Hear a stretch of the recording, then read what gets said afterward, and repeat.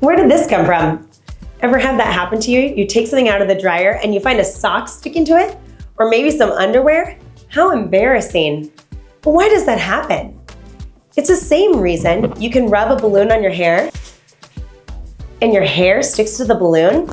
It's also the same reason you can go down a slide super fast, and when you get to the bottom, you can shock a friend. It's static electricity. So today, let's get ready for a hair-raising adventure. Miss Mac explains static electricity. So what is static electricity? Well, to understand static electricity, we first have to understand atoms. And to understand atoms, we have to think about how small they are. So we're going to use one of my very favorite websites, Scale of the Universe, to see how small atoms are in comparison to things you already know. On this website, Scale of the Universe, we will zoom in to look at smaller and smaller things. We're getting smaller and smaller. Past the ant, past the grain of salt and the grain of sand. We'll zoom in further to look at smaller things.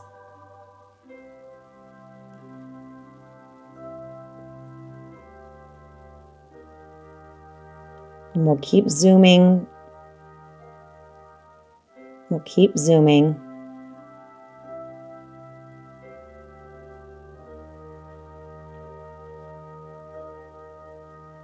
Down to the atom.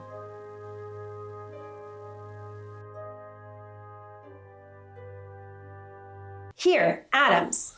They're the tiny building blocks that build everything. They're the Legos that make you, me, a star, clouds, a table. They're all made of atoms. No, not your friend Adam. Atoms. A-T-O-M-S. Now, if you look closely, the atom is made of tiny pieces. The middle is called the nucleus. That's from Latin for core. Latin is an old-timey language. In the core, there are two pieces. One piece is called protons, and the other is called neutrons. And if you look on the outside of the atom, you'll notice there are tiny pieces too. Those are named electrons. Electricity comes from the original Greek word for amber, electron. Now, the reason for this has to do with something that happened 2,600 years ago. That's a long time ago. That's when your grandparents, grandparents, grandparents, grandparents, grandparents, grandparents, grandparents, grandparents, grandparents were alive. There was someone polishing his favorite rock, amber. And when he polished the rock, he noticed that things were attracted to it. Cat hair, dust, hay. And people wondered, why was this happening? At first, they thought it was magic. Then they thought, maybe amber's alive and it's yawning and breathing in all of these things. Well, it turns out it was static electricity. To understand static electricity, we have to understand atoms and how they move. And to understand how atoms move, we're going to use an analogy. An analogy is a story we use to help us understand something that's complicated using something simple that we already understand. So we're going to think of atoms like a city. The nucleus is like the city center where Mayor Proton and his neutron staff work. And the electrons are like the people. They're free to come and go. Now, there's typically a balance between the city center and the people. The neighborhoods typically have just the right number of people. When we talk about the little pieces of the atom, protons, neutrons, electrons, we typically talk about one physical property, charge. And the idea of charge is, well, quite complicated. How shocking. The idea of charge came from one of our founding fathers, Benjamin Franklin. He's the guy on the $100 bill. Benjamin Franklin noticed that the center of the atom acted differently to the outside of the atom. He noticed that they acted opposite. So he said the center of the atom is positive and the outside of the atom is negative. What negative and positive charge means is actually quite tricky to understand. So let's go back to the analogy to help us explain. Now remember, the city center is like the middle of the atom and the people are like the electrons. And sometimes things can get a little bit crazy. So when you come in contact with something, like you go down the slide or take off a sweater, what is happening is like the people moving to another city. So now one city has too many people and the other too few.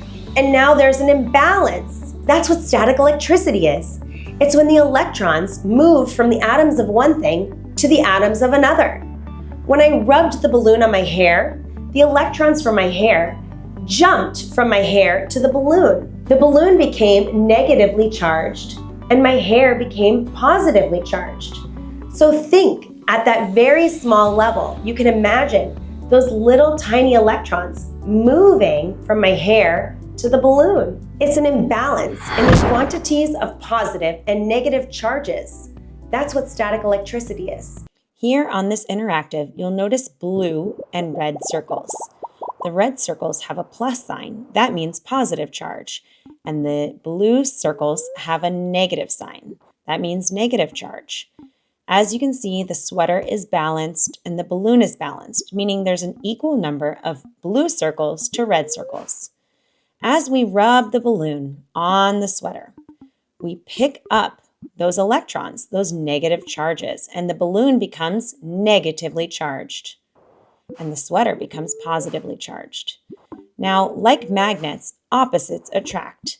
So the balloon becomes attracted to the sweater. Now watch how the two balloons interact with each other.